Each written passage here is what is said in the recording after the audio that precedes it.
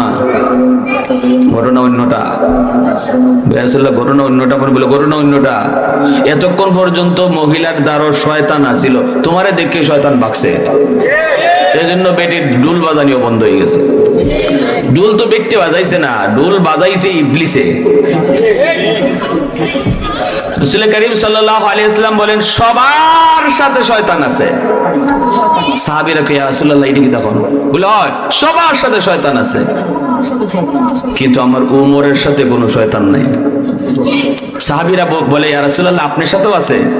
নবী কহ আমার লগেও শয়তান আছে, তবে আমার শয়তান কালেমা পড়ে মুসলমান হয়ে গেছে।